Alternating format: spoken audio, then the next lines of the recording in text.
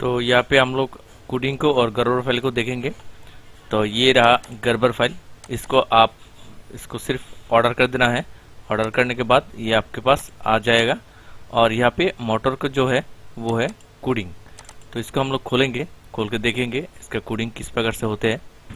तो इसका कोडिंग पे कोई चेंजेस करने की ज़रूरत नहीं है। अगर आप यही गर्बर फाइल यूज़ करेंगे तो इस कोडिंग पे कोई चेंजिंग करने की ज़रूरत नहीं है, सिर्फ आप इसको अपलोड कर देना है।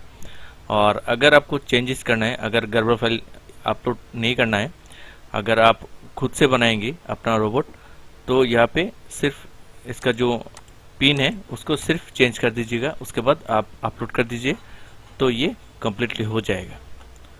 तो अभी इसका सर्किट डायग्राम देखते हैं। तो अभी हम लोग सर्किट डायग्राम पे आ गए हैं। यहाँ पे देखिए हमने क्या क्या लगाया है। एक आर्डिनो बोर्ड लगाया है, एक आईसी लगाया है जिसका नंबर है L293D जो कि मोटर ड्राइवर आईसी है, एक 9 वोल्ट का बैटरी और एक ब्लूटूथ। आप ब्लूटूथ नहीं लगाएंगे तो भी चलेगा, अगर लगाएंगे तो आप अपने मोबाइल से ऑपरेटिंग कर सकेंगे इस ब्लूटूथ जो रोबोट है उसको। और अगर नहीं लगाएंगे तो ये मैड रोबोट ऑटोमेटिकली ये चालू हो जाएगा। तो यहाँ पे कनेक्शन जो है जैसे जैसे कनेक्शन लगाया है ठीक वैसे ही इसका कनेक्शन करना होगा अगर आप घर पे मैन्युअली बनाएंगे।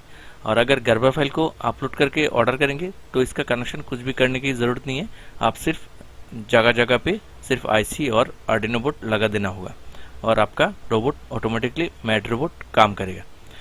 तो आई होप ये वीडियो देख के आप लोगों को अच्छा लगा होगा। अगर अच्छा लगा तो लाइक ज़रूर कीजिएगा और अपने दोस्तों को ज़रूर शेयर कीजिएगा। आज के लिए इतना ही। थैंक यू दोस्तों, बाय।